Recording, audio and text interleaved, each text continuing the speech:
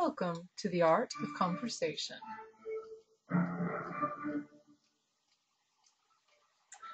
Actually, the purpose of this lecture is not to tell you about hoity-toity conversation.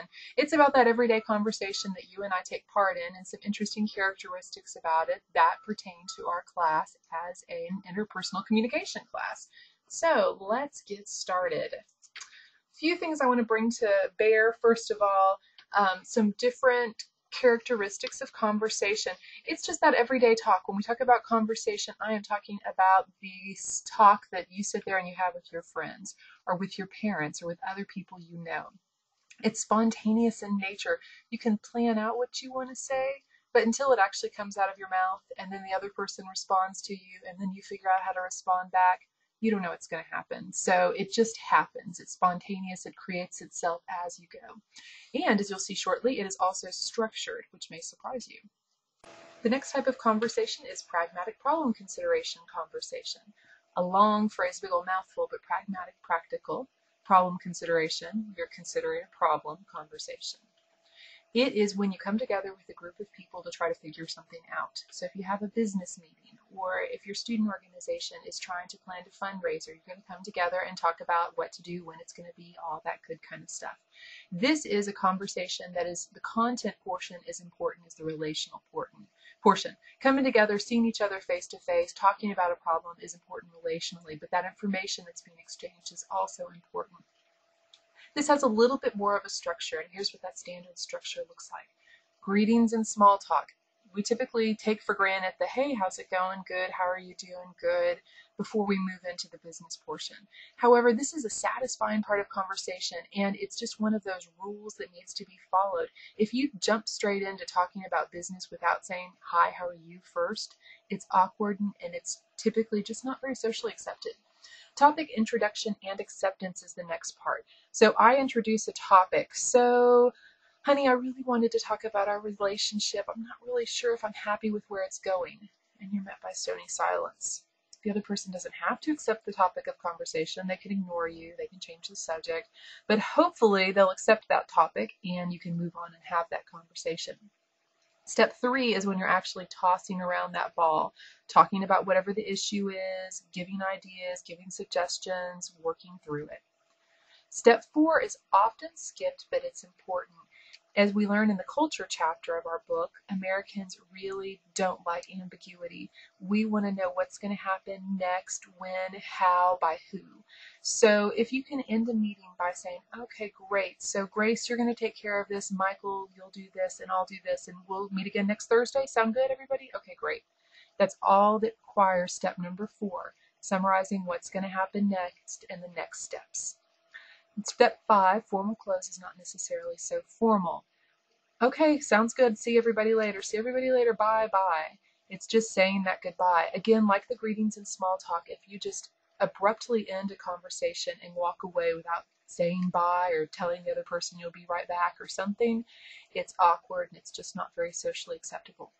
Now, the one thing about the structure is it doesn't necessarily follow a nice, neat 1, 2, 3, 4, 5. Sometimes we skip around.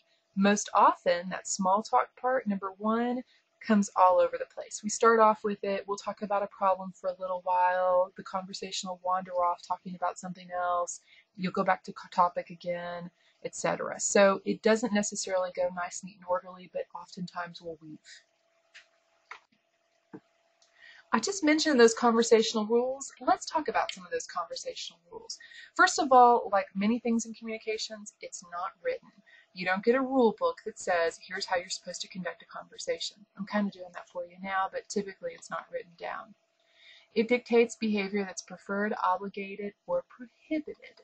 Again, it's sometimes a little bit fuzzy. Sometimes you're not sure what you're supposed to say in a certain situation. Sometimes there's definite things you're supposed to say in a situation. But that's part of the conversational rules. And it changes. It's always changing. Depending on who you're with, where you are, what's going on at that given point in time, the context might be a little bit different. So, how can you be a better conversational partner? One thing you need to make sure you practice is the cooperative principle. Basically, what the cooperative principle says is You're going to stick to the subject of the conversation as long as the other person is happy to stick to that subject until it's appropriate to change to the next subject.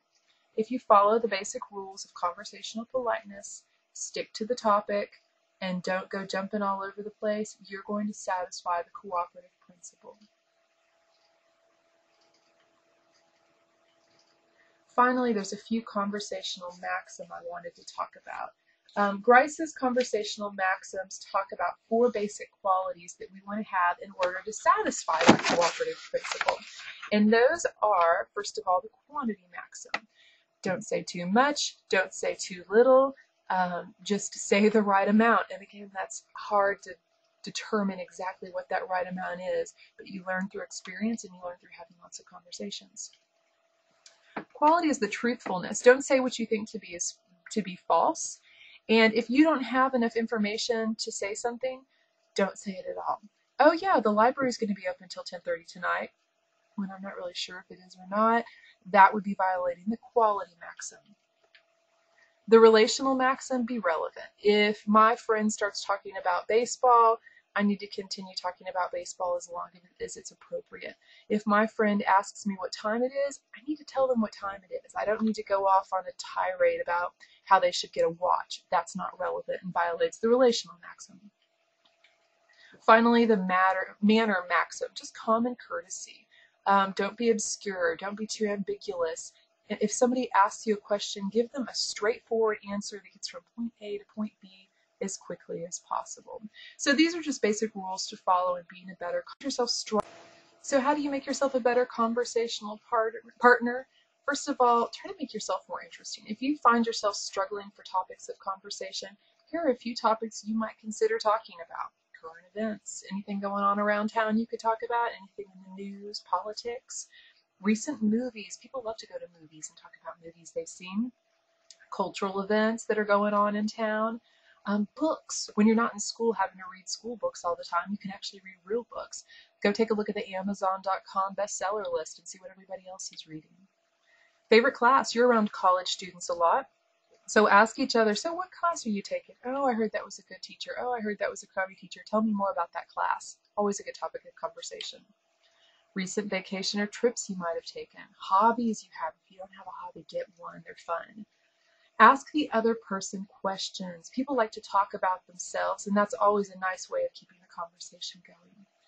Provide free information. What this is not answering with yes/no answers. If somebody says, so, how's the weather today? It's awfully hot, isn't it? Yeah. Okay, no free information with the yeah. You need to give them something to grab hold of and keep that conversation going.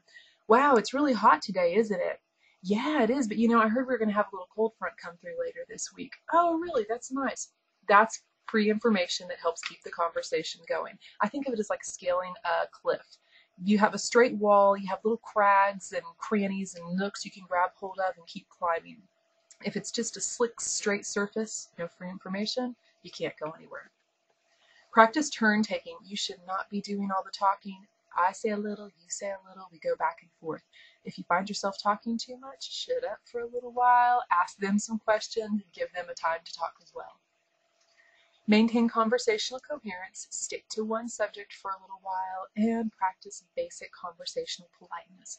I hope these tips will help you become a better conversational partner and that you've learned a little bit that you can use for the test in this class too. Thank you.